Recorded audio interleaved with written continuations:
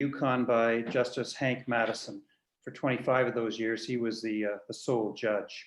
And we're really pleased that his daughter, Sydney Madison, is online, as well as his grandson, Matt Good, a Vancouver lawyer.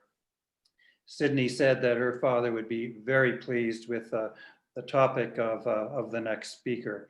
And I would like to thank everyone at Yukon University for its continued support of the Madison Chair and putting this together today. So it's hard to introduce a guy like Wade Davis. He is a Canadian icon. He's an ethnographer, a writer, a photographer, a filmmaker, a writer of many books, 23 in total. And he also holds a degrees in anthropology and biology. And if I can say to some of you who may be students at Yukon University, the one book of the 23 that he has written that you have to read is called The Wayfinders. And it was written in 2009 and is really a compilation of the Massey lecture, the CBC Massey lecture that Wade Davis did. It's a fabulous book that talks about why ancient wisdom matters in the modern world. Wade Davis is also a professional speaker, and he's lectured at over 200 universities, 250 corporations and professional associations. So I don't need to do anything more than to say, welcome Wade Davis, carry it away with the Unraveling of America. Well, thank you so very much to everybody for making this possible. And I wish I could be with you at the college, at the university in Whitehorse today.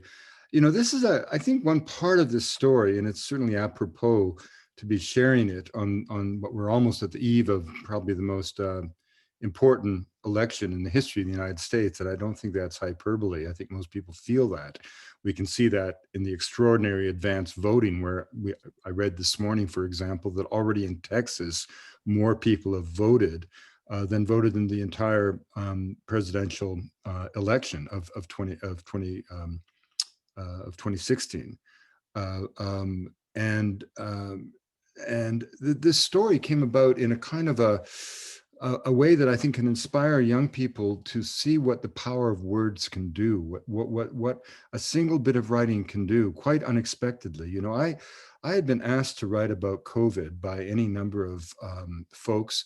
I had kind of, you know, as I myself and my family endured the situation, as all you did, and as my schedule went to the car wash, as all of our schedules went to the car wash, I had been sort of thinking about it like all of us had, but I hadn't planned to write about it until I was kayaking around our little island here in British Columbia.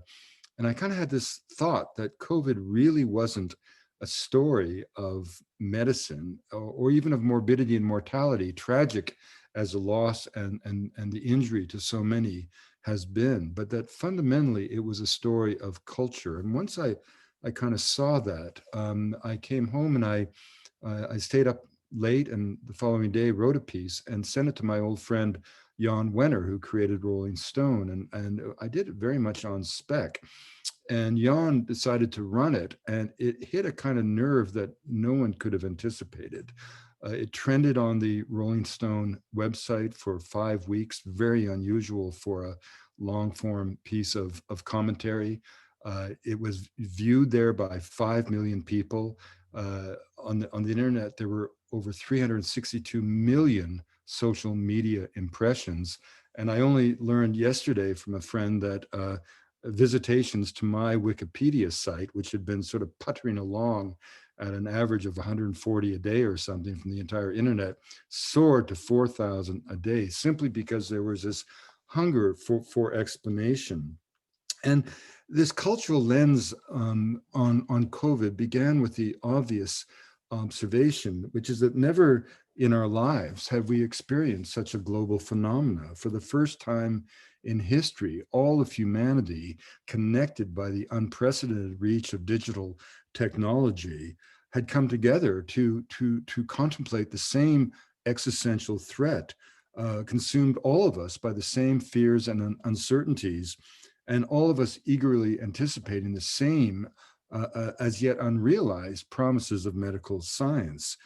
And it struck me rather extraordinary, that the lesson might be that we realize that we're biological beings on a living planet. I mean, one of the positive things, if anything positive came out of all of this, was the fact that we saw the incredible resilience of nature. We saw cities like Barcelona re-inhabited by wild boars. We saw the Himalaya scoring the skyline over Kathmandu and Delhi in a way that it hadn't for generations. We saw Cayman darkening the beaches of Baja, the canals of Venice running clear, cities like Medellin traversed by rivers that suddenly seemed like trout streams. There was this incredible uh, evidence of the ability of the earth to rebound from human impact. And it's worth remembering that if you take our entire hominid lineage, I mean, not just going back to our progenitor Homo erectus,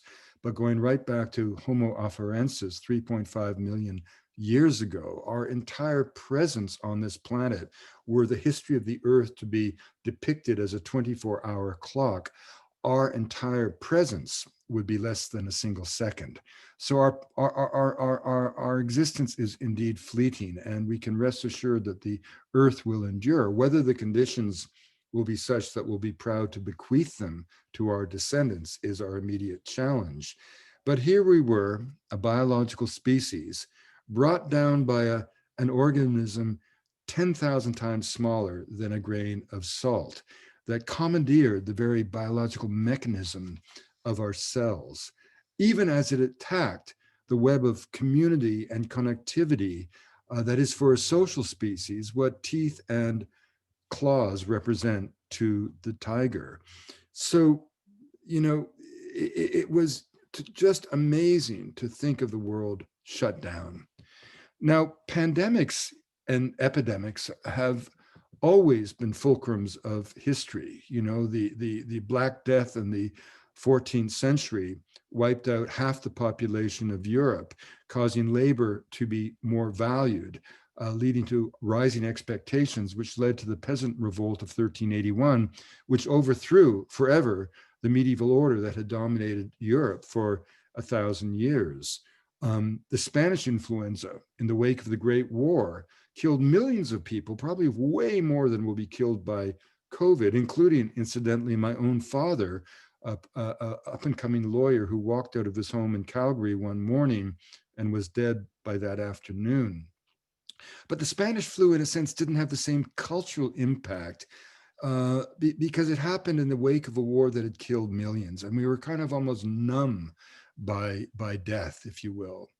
And as recently as 1969, incredibly, as 500,000 kids took drugs and swam around in the mud of Woodstock, a very virulent Hong Kong flu killed 100,000 people. And in Berlin, the outbreak was so bad that they were using subway stations to store the cadavers because the morgues and the hospitals were overwhelmed. But again, that happened at a time when we didn't have this network of connectivity, both in terms of communication, but also travel. Remember that in the 1960s, the vast majority of North Americans, Canadians and Americans, and certainly other people in the world, had never been in an airplane. But COVID was something altogether different, and it will mark our era in the same way that the assassination of Archduke Ferdinand in 1914, the stock market crash of 1939, and the rise of Adolf Hitler in 1933 became fulcrums of history, harbingers of far more dire and consequential events that would unfold from those individual incidents. And as I thought about COVID, it struck me that what we think to be the obvious changes that COVID will bring, after all, who's going to want to fly off to Cleveland to the Ball Bearing Manufacturers Association meeting and put themselves at risk? We know that it's likely that theaters will shutter for some time. I mean, who wants to really go into a dark, sealed room and sit shoulder by shoulder with hacking neighbors any more than people want to go to rock and roll concerts and be shoulder to shoulder with sort of frothing and sweating strangers. I mean, all these sorts of things will shift as entertainment becomes streamed into our homes, where we discover that we can in fact communicate through this very mechanism that we're using today highly effectively, that middle managers will realize that we can cut costs dramatically by having people not gathered together in midtown offices where, you know, it costs a corporation $10,000 a year simply to rent the 120 square foot of a standard office cubicle. All of those sorts of things we'll just adapt to. You know, people are incredibly capable of change. Change is the one constant in human history. All peoples are always dancing with new possibilities for life. Our kind of fluidity of memory and indeed our capacity to forget is perhaps our most haunting trait as a species. It allows us, as history confirms, to come to terms with almost any degree of social, moral, or environmental degradation. And to be sure, financial uncertainty will hover over us for some time. I mean, it's not a trivial issue when the entire world's economy is brought to a halt and people are faced with choices between economic well-being and the physical well-being of their families. But unsettling as all those sort of changes may be, none of them stands out, as I thought about it, as a true turning point of history. But what surely did, as I thought about it, seem to be one of those moments where the hinge of fate turns, was the absolutely devastating impact that this epidemic, this pandemic, has had on the kind of myth of American exceptionalism. It seemed to me the unraveling of the illusion of exceptionalism for the American people.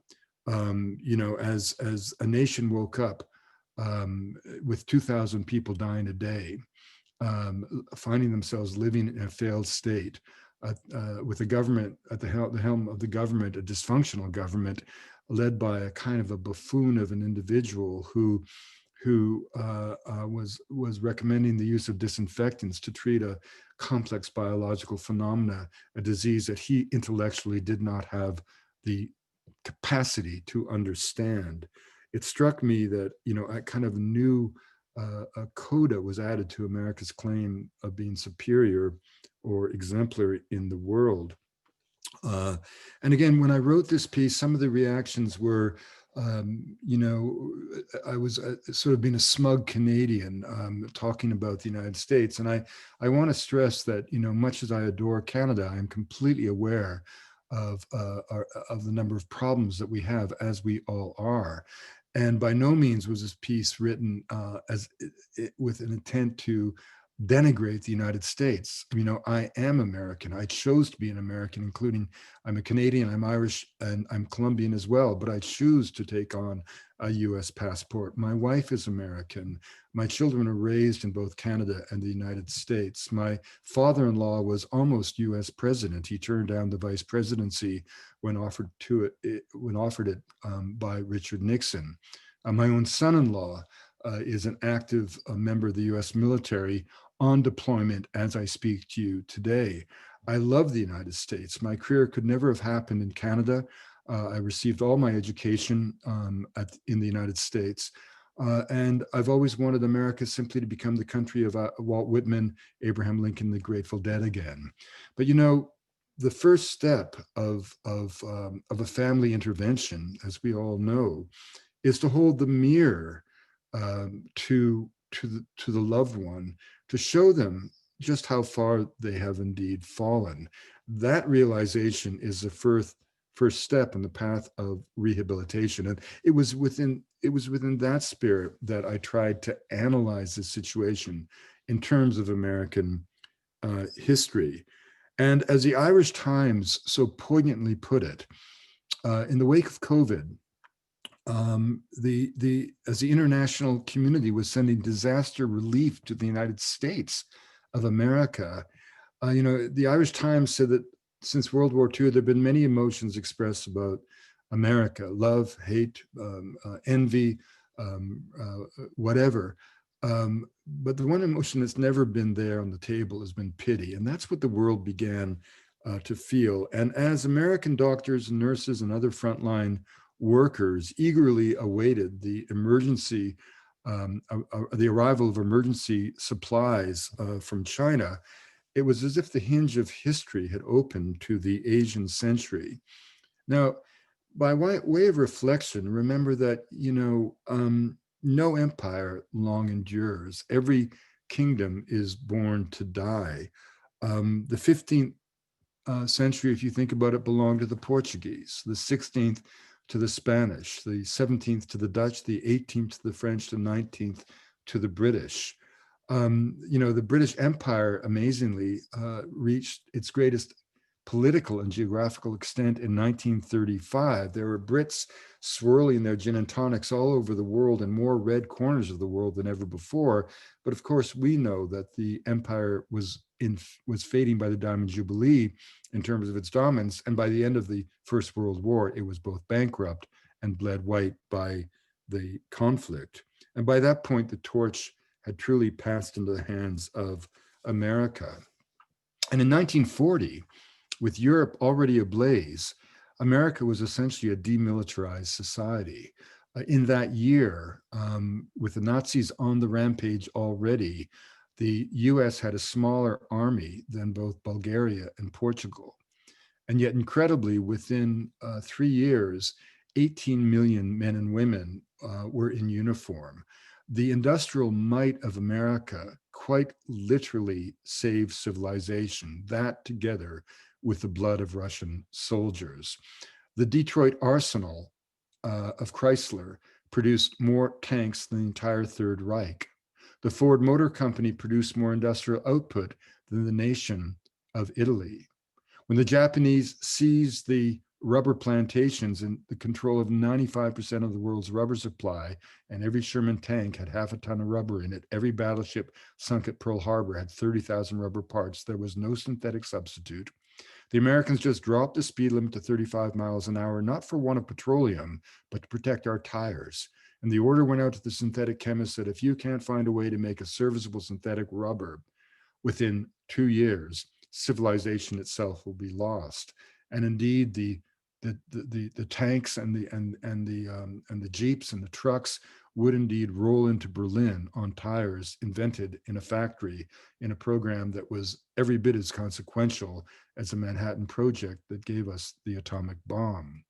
But the abundance of America was so much. Just imagine this: for every 5 pounds of material per capita, per soldier, and I mean material from bandages to blood to bullets to gasoline, that the Japanese Empire of the Sun got to a frontline troop in World War II, the Americans got not 10 times that amount, 50 pounds, not 100 times that amount, 500 pounds. They got 2 tons across sea lanes 13,000 kilometers wide. We built Liberty ships by the day, by the hour. The record for laying down a Liberty ship start to finish was 4 days, 19 hours, and 14 minutes. We produced B-24s, planes with 1.5 million parts by the hour. The industrial might was such that we could readily send the Russians 35 million uniforms, 1 million miles of wiring, 500,000 Studebaker trucks, 500,000 Willys Jeeps, and 15 million pairs of boots sewn in the United States. Russian blood won the war, but the armies marched into Berlin with boots that were made in the United States. Now, in the wake of the war, with Europe prostrate, Japan in ashes, the US, with but 4% of the world's population, generated 50% of the world's economy, building, amongst other things, 90% of the world's automobiles. Now, that incredible economic domination led to the Treaty of Detroit. And the Treaty of Detroit was just a reflection of what was going on across the society, which was a truce between labor and capital that allowed for the middle class, that gifted us with the weekend, a world where a man with limited education could nevertheless look forward to owning a home, owning a car, having a family, and sending his kids to good schools, public schools, incidentally, that were so good largely because of the subservience of women. Remember that the only options for women in that era really were secretarial, nursing, or teaching. So those of us lucky enough to have grown up in the 50s were in fact taught by school teachers who today would be running Bell and Howell Company. They would be running Exxon. They would be serving on the bench, performing neurosurgery, et cetera.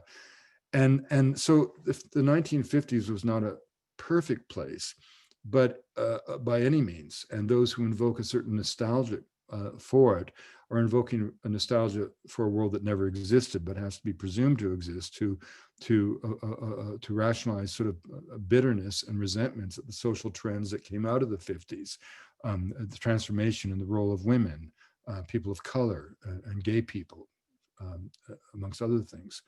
But the critical thing is that the 1950s in economic terms resembled Denmark more than it does the America of today. Someone like my father-in-law, who did in fact run Bell and Howell Company, his salary as a CEO would have been perhaps 20 times that of a white-collared employee of his company. Today, that gap would be more like 500 times. Today, the top 1% of Americans control $30 trillion of assets. The bottom half of Americans have more debt than assets. The three richest people in America, and we all know their names because of the obsession we have with celebrity, together, the three of them control more wealth than the poorest, 160 million. And throughout the 1950s, that social contract that came out of World War II was shattered as America in particular came to celebrate globalization with iconic intensity, when of course, as any working man or woman would know and did know, globalization was just a fluffed up term to describe capital on the prowl, ever in search of cheaper sources of labor. And in the wake of the war, as we sort of in the United States celebrated the cult of the individual at the expense of the community, we gained a kind of independence and freedom and mobility that we celebrate as we make heroes of Jack Kerouac and the Beat Generation and the kind of the freedom that we all kind of reveled in. But at the same time, we were doing a lot to corrode the bonds of community. And gradually those bonds of community slipped away. Divorce rates were reaching and surpassing 50%. The obsession with individual career and workspace meant that the average American father was spending only 20 minutes a day in direct communication with a child. Slogans like 24/7 implying total dedication to the workplace explain why the average American youth by the age of 18 had spent 3 full years watching a video screen of some sort, contributing to an obesity epidemic that the Joint Chiefs of Staff were calling a national security crisis. The highest cause of death of those beneath the 50 in the United States is no longer car accidents, is now opioid addiction. Americans may think themselves happy, but they consume 2/3 of the world's antipsychotic drugs. And the very things that kind of made America what it is were slowly being undercut. The people found themselves, the grandchildren of people who spat out fighter planes and Liberty ships by the hour, somehow in an economy that was incapable of producing the most fundamental items necessary to fight the pandemic, be it swabs or basic masks, led by a true buffoon of a president who was recommending dismissing science and recommending the use of disinfectants.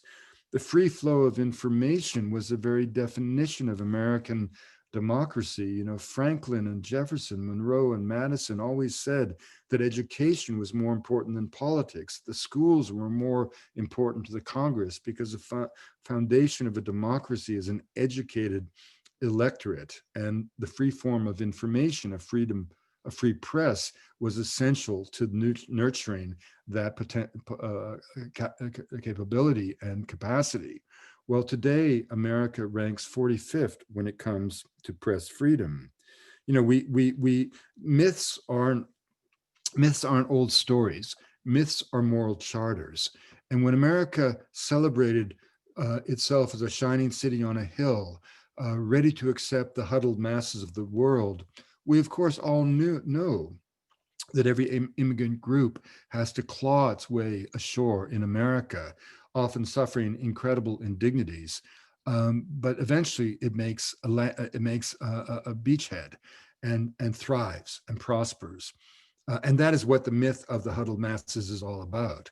But today we find ourselves building a wall along our southern border and turning away men, women, and children, putting children in cages and turning away desperate, sometimes dying women who are fleeing chaos created by America, both due to the political interventions in Reagan's anti-communist campaigns of the 1980s, or even more perniciously, our consistent, persistent consumption of cocaine in bars and boardrooms across the country, generating the illicit trade that has caused complete havoc throughout Central America, not to mention Colombia.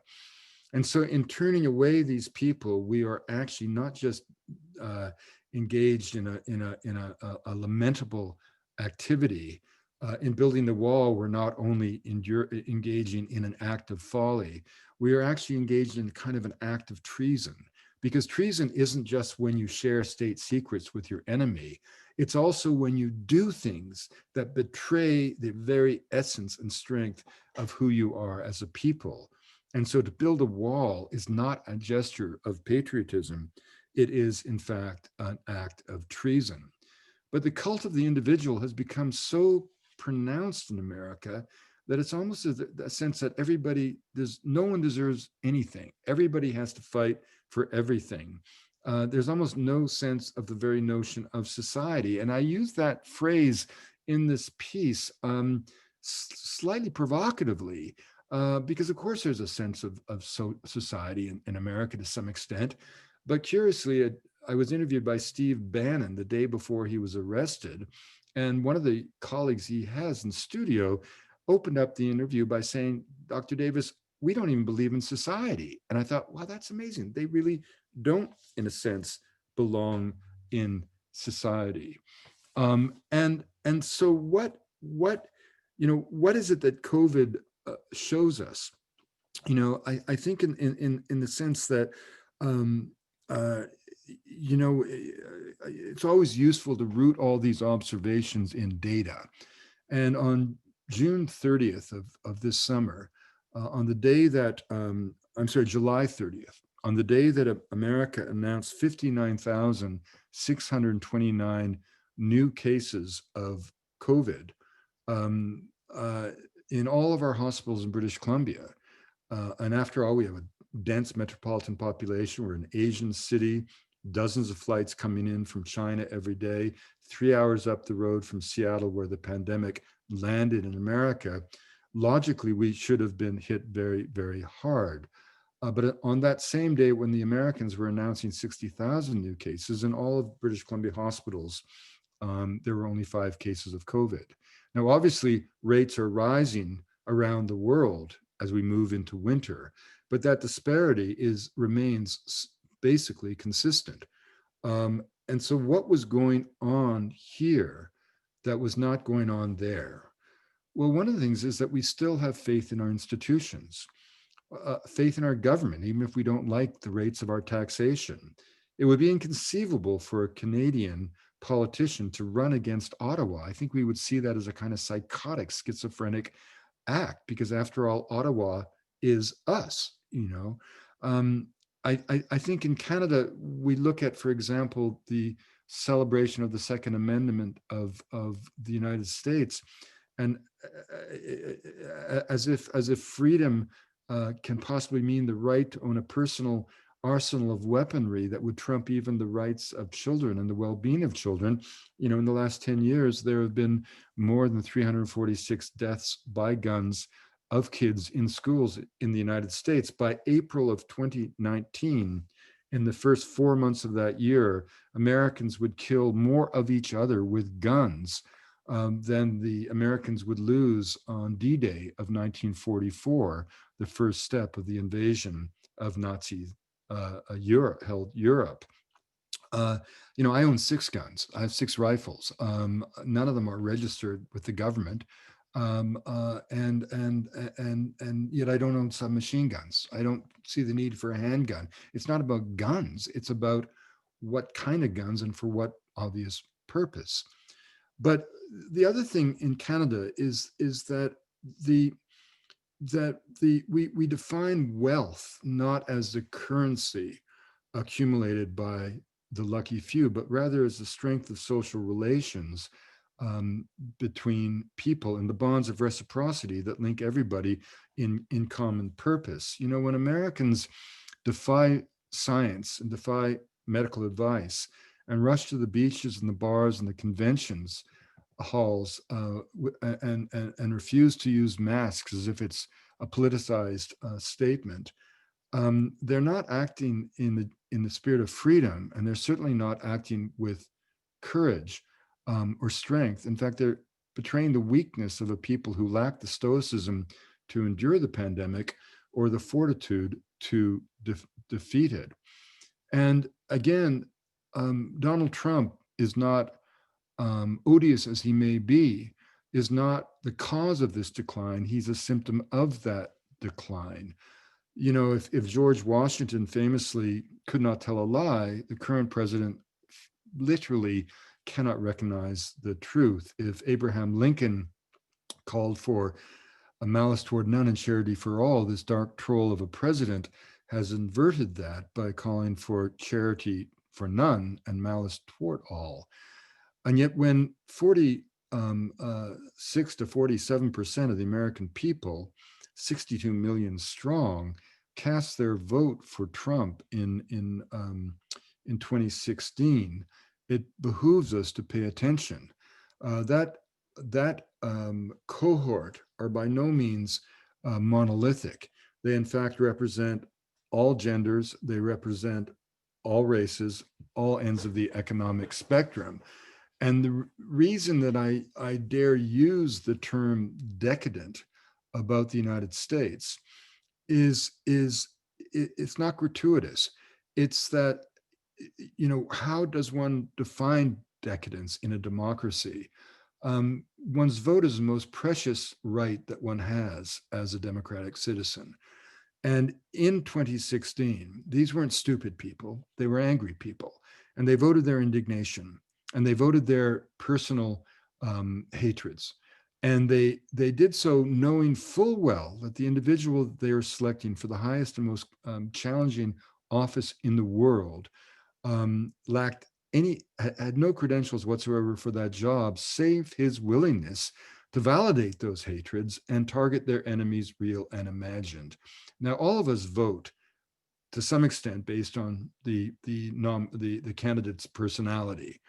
But in a real democracy, when you've just, a democracy vibrant and on its way up, when you've just gotten that precious right to vote, you really know what it means not to have a vote, to be ruled by dictatorship, and you get the vote. Boy, you don't waste that vote on the color of someone's hair or the fact that you don't like someone's gender. You vote on the person that you know and really believe will do the best job for your family, for the country, and in the case of the United States presidency, for the world. The very fact that so many Americans were prepared to vote their indignations, I see as a kind of a classic case, in a sense, of decadence. And one of the things that seems missing from in America is an understanding that the collective is the glue of civilization. I use an allegory in that Rolling Stone piece that I think most Canadians will appreciate and understand. The difference between getting your groceries at, for example, a Safeway in the United States versus one in Canada. Well, when you get your groceries in the United States, as many of you will have experienced, there's kind of an economic, racial, educational, class chasm between you and the checkout person that's very difficult to bridge. But you don't feel that in Canada. You may not feel that you're a peer of the checkout person, and you may have more affluence, less affluence, more education, less education. but you don't feel, you do feel that you're part of some greater community. You just do. We all know that. But the reason for that is very simple. You know, whoever you are, that the checkout person, man or woman, old or young, is getting a decent wage because of the unions. And you know in Canada that probably their kids go to the same neighborhood school that your kids go to, public schools that aren't funded by property taxes, which favor the children of the affluent, but block government grants to give every kid in the jurisdiction of the province an equal chance in life, at least ideally. And third, you know, and perhaps most essentially, that they know that if their kids get sick, they will get exactly the same care that your kids get, and indeed the prime minister's kids will get. Now that doesn't mean, as any of us know, that our healthcare system is perfect, but it does say something profound about it. It is a system by design focused on the well-being of the collective, not the individual, and certainly not the private investor who views every hospital bed as if it's a rental property. And this is the thing that Americans do not understand, it seems, about healthcare, that it's not about medicine. It's not even about healthcare. It's about fairness, solidarity, everybody feeling that they belong.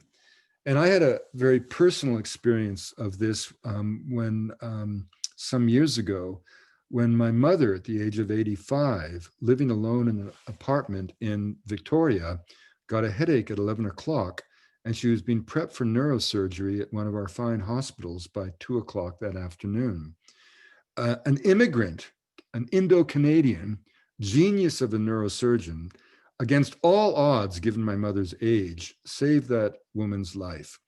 And as my sister and I reached her in the intensive care unit, there was one other patient in the room, a young girl from Manitoba, surrounded at her bedside by a Mennonite farming family.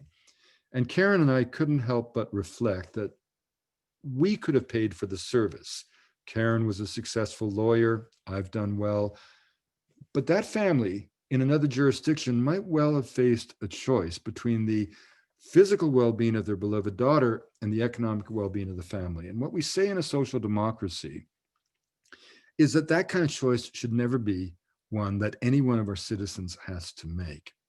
Now, the Empress Hotel, the most glorious and famous hotel of Victoria, many of you will have known, it's a Fairmont now, had a policy at that time that every Canadian family member who had a family member in an ICU got a free room for the night. So after the wonderful nurses kicked us all out, we all poured down to the Empress together, two families, and we all jumped into the old Bengal bar, I think it was called, a famous bar. Now, the Mennonites don't drink, so I bought tea and coffee or milk or whatever, hot chocolate, whatever they wanted. My sister got a glass of wine, maybe I had a beer, and then we did a toast. And we didn't toast our loved ones, their daughter, our mother, who had survived the day, although, of course, they were in our hearts.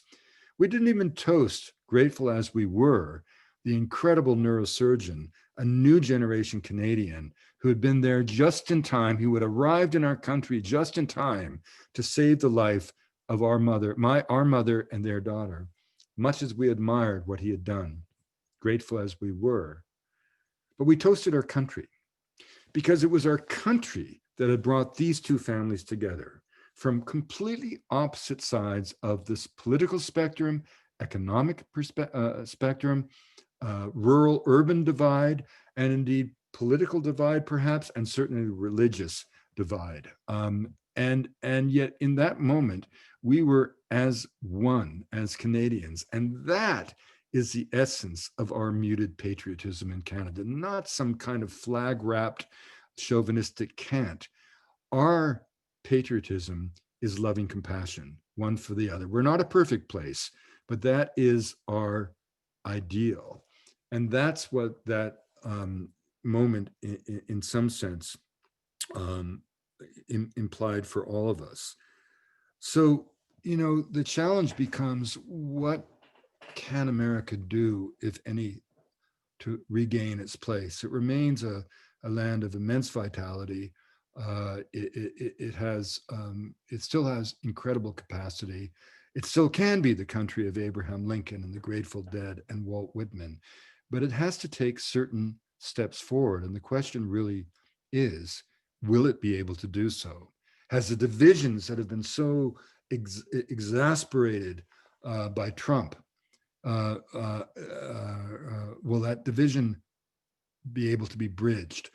You know, no matter who wins on November 3rd, if Trump manages to pull it off, there's going to be an apocalyptic mood, not only in the United States, but around the world. Because of Americans now knowing what they do about this vile individual and his absolute incompetence, his mendacity, his inability to even know right from wrong, his dearth of any moral fiber. He, in fact, embodies every trait of character that we pray in Canada our children do not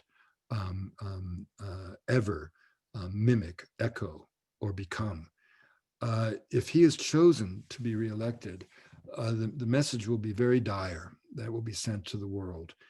But even if Biden wins convincingly, there will be so much work to be done. And the divisions began, of course, long before Trump became the president. He exploited them. He certainly has exasperated the idea of a separate reality where truth becomes relative, where the sky can be blue or the sky can be green, where if you believe it, it becomes true. But there are very specific things that happened in American history that caused or prompted some of these problems. First of all, America has to embrace gun control. No civilized country can be at war with itself. Secondly, there must be a return of what was called the Fairness Doctrine. This is the most obscure bit of law that few people know about, but has done so much damage. In the 1930s, when radio became huge, there was a question as to who owned the airwaves. You could own a radio station, but the airwaves were clearly public domain. So that's when it was decided that if you wanted to use those public airways, you had an obligation to present balanced information. It was the Fairness Doctrine that made Walter Cronkite the most respected man and trusted man in America for 2 generations. And the Fairness Doctrine was revoked by the Reagan administration.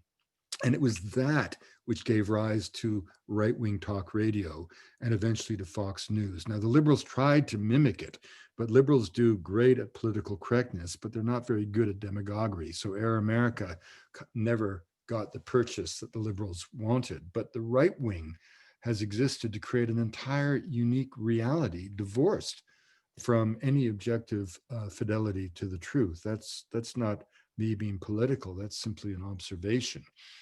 And at the same time, the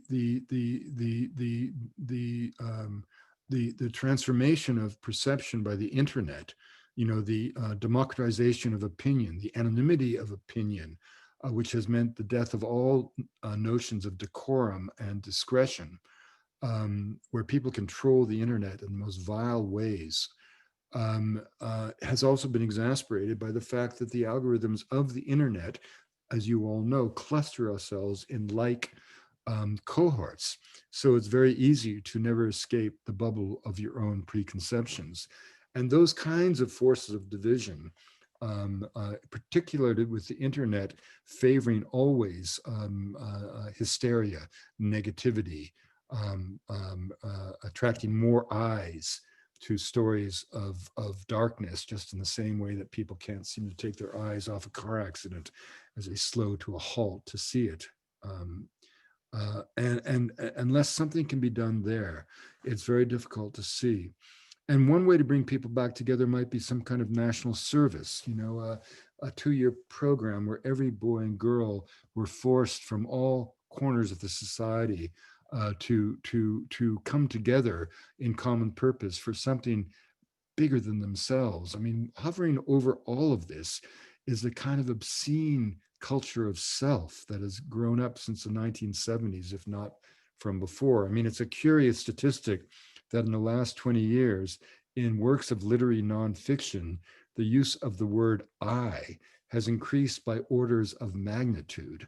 You know, I remember when I first was recruited to the National Geographic, the young Turks in the marketing department there asked me to send them all my video and photographs of myself in the field. And they asked another colleague of mine, Johan Reinhardt, of my generation, high altitude archaeologist.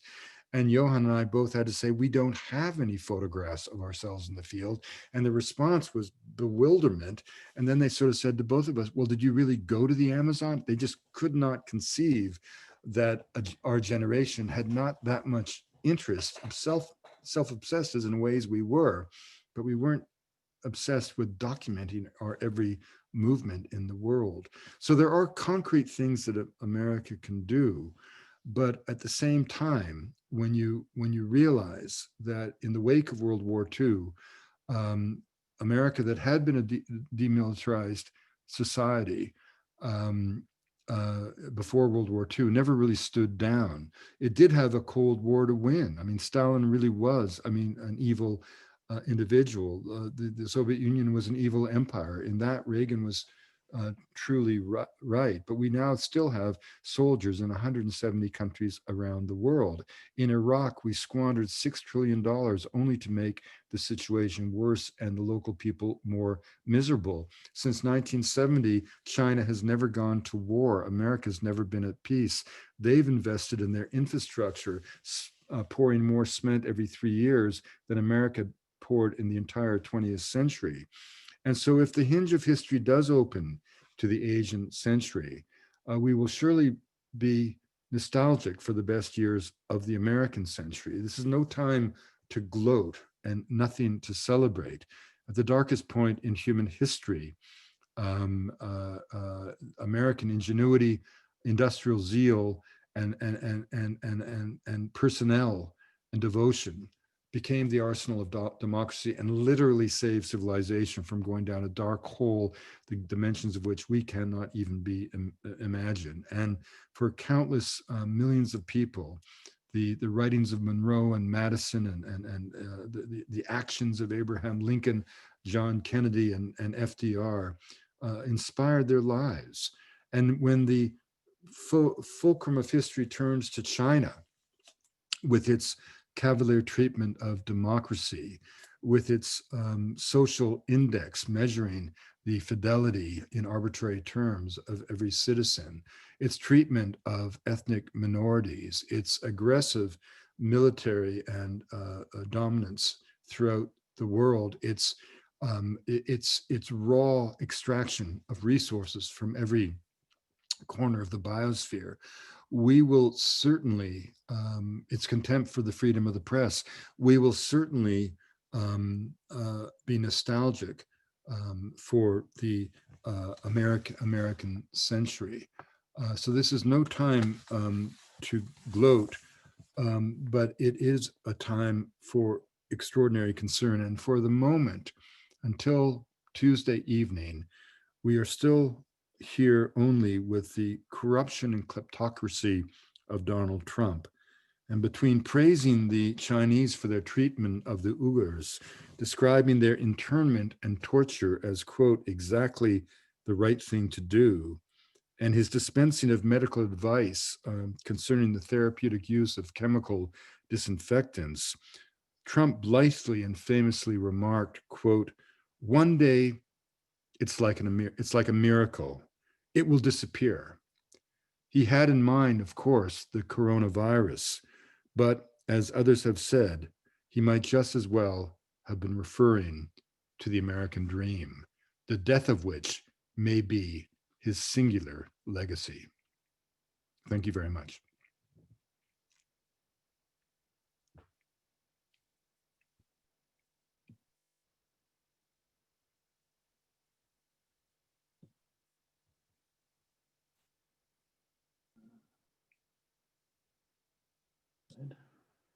Trying to get in there to say thank you very much, Wade Davis, for a fantastic presentation. And just to ask a question or two, your conclusion, where you talk about some of the, well, I'll call them fixes that that could be done, like gun control and the Fairness Doctrine, and the fixing the internet and so on.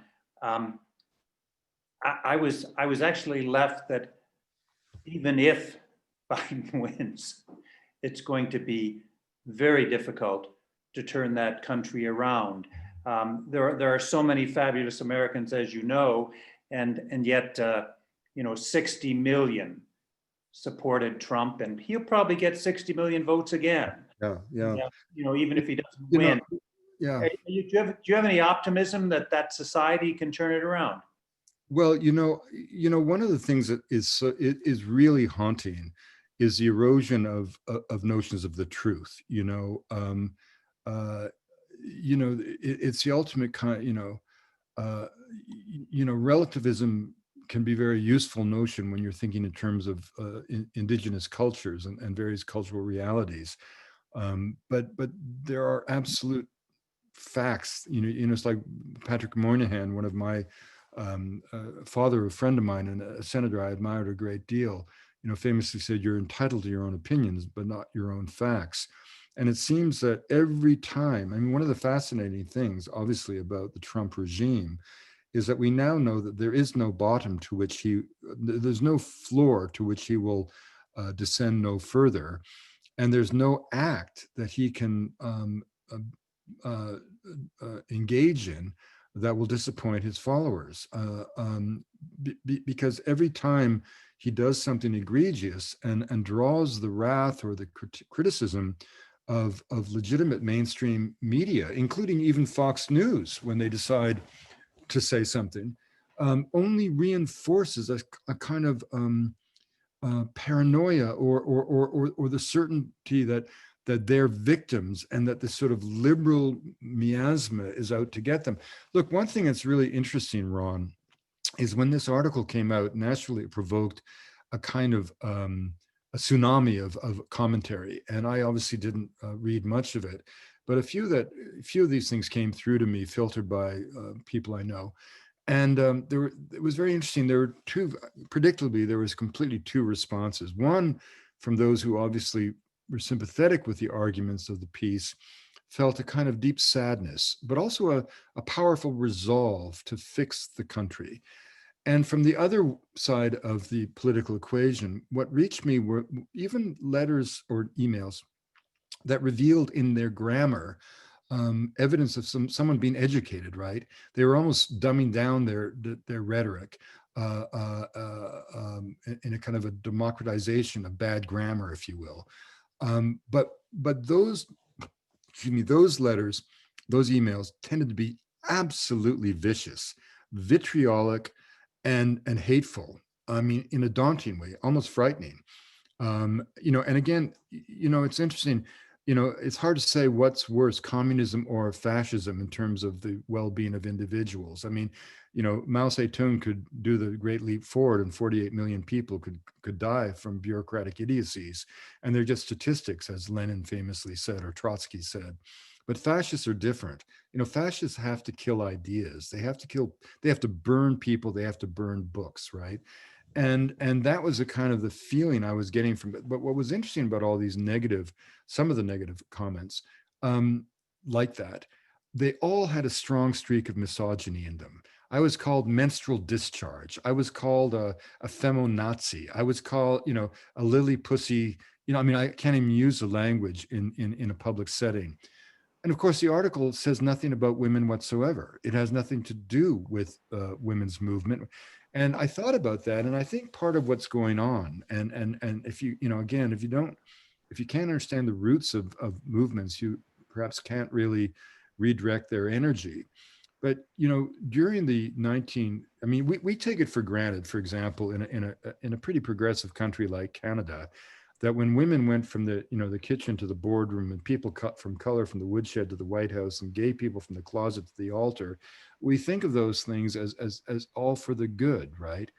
And yet, they really represented the kind of the sociological equivalent of splitting the atom. I mean, they were very profound transformations. I mean, I often say to my daughters, who are in their early 30s, when they see a TV show like Mad Men, and they really can't believe that in the 1950s women were treated like that, but they were.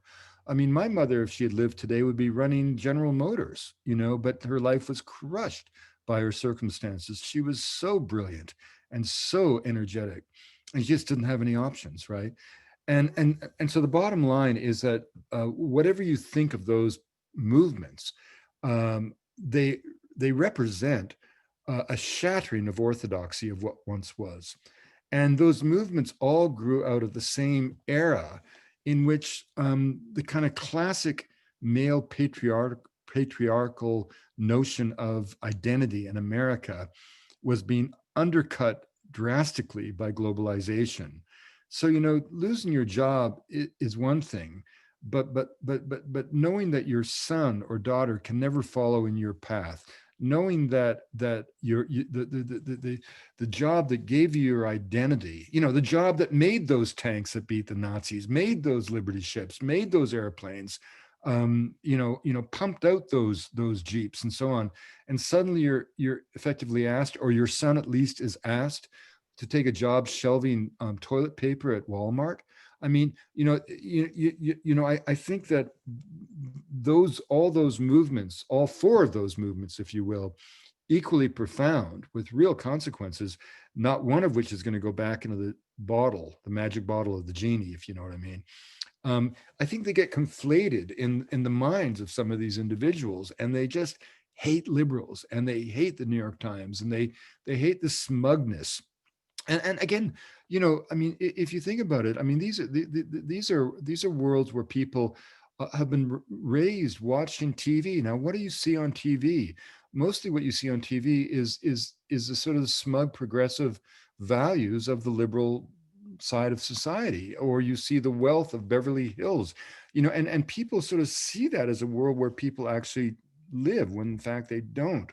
But I think that this gets back to notions of fairness, that if people don't feel they're getting a fair shake. Now, one of the optimistic things that I read recently was an op-ed that suggested that, in fact, when it comes down to it, 80% of Americans don't care about any of this stuff. In other words, 80% of Americans are just getting on with their lives.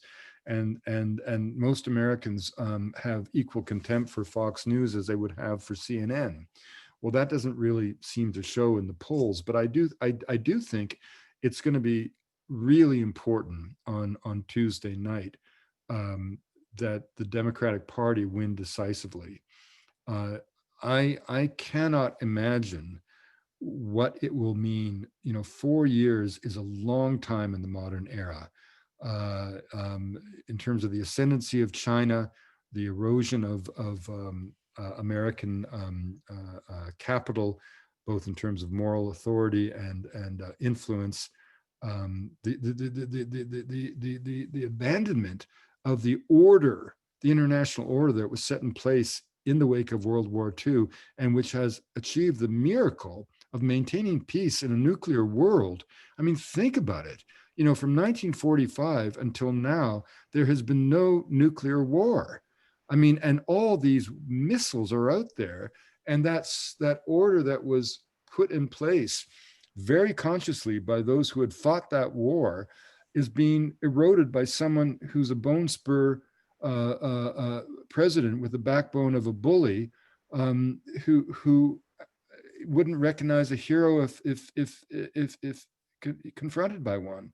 Hey, wait, can I interrupt you for a second? I've got another couple questions here that we've got to put to you because they're very interesting. And this listener says, Wade, thank you so much for a great presentation. Hope to see you in Whitehorse again soon. If American exceptionalism are a set of characteristics of its people, and these days the execution of those characteristics or ideas are causing decline, can another people somewhere in the world pick up the best of those characteristics and ideas to create a new leadership in the world? Well, I think it's a wonderful idea, but the problem, I mean, I think the problem is you just have to look at the current of history. I mean, right now, it's, I think Germany has done a remarkable job of maintaining stability, empowered in good measure by its extraordinary recognition and collective guilt for what happened in the Second World War.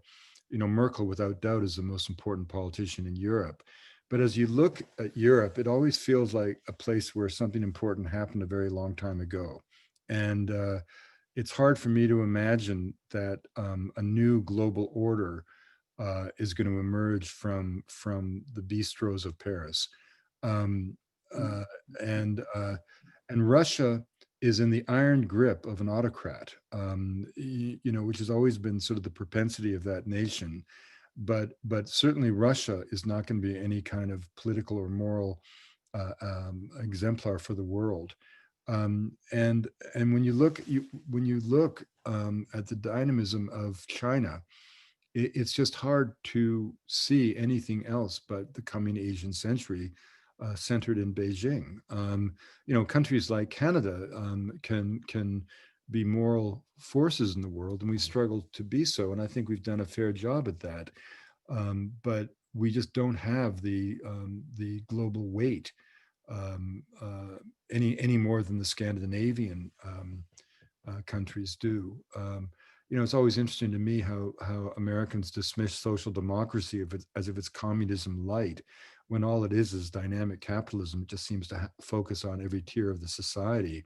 And when you look at the quality of life in Scandinavia, or even Canada compared to the United States, it's so remarkable to me that Americans keep saying that social democracy would never work in America. And if so, that may be true, but what a stunning indictment of where they're at, kind of thing. Right. One of the questions, Wade, is what is Canada's legislative equivalent to the Fairness Act? You know, Ron, I should be asking you that, because I don't know. Obviously, I'm not a lawyer, and as my sister said, I would have made a really bad one. Although I did go as far as applying to law school. You know what happened, Ron? I got to tell you this story. I was just like every other kid, so confused. I came out of a logging camp. Was I going to go back to the Amazon?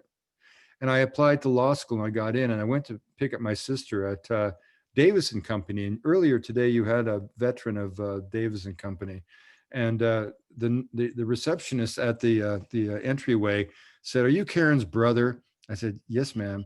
"You're the one who just came back from the Amazon?" "Uh-huh." You eat all these weird plants?" I said, "Yeah."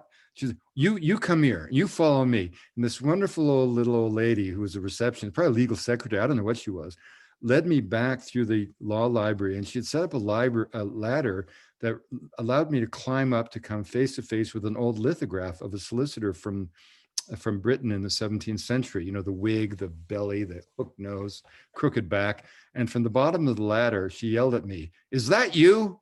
And I said, "No." And I came down the ladder, and she took me by the hand to her phone at the entry to the law firm. And I called UBC and retracted my successful application. Well, that's a good story. And your profession has done better for it. But, you know, I don't know what the equivalent would be in Canada. You know, I was going to make it easy, Wade, and say that the equivalent really is the Charter of Rights and Freedoms, because those are the principles by which we measure our society, and you can challenge government on the basis of those principles. But isn't that interesting, Ron, that we encode that kind of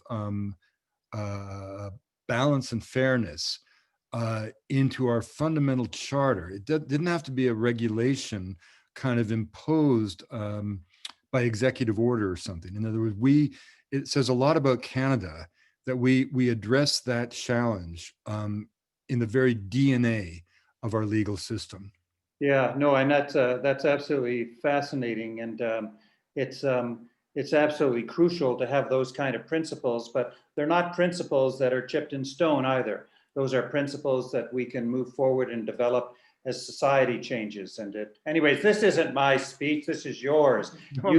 You have done a fabulous job, and we have to wrap it up now. But I just want to thank you for the incredible work you've done to put on the presentation that you've made today. I think it's going to have a great deal of change for some of the young minds that have listened to this, and will be very helpful for this country and hopefully for America moving forward. Thank you very much, Ron. Appreciate it. I guess we're done then. Thank you very much, Wade.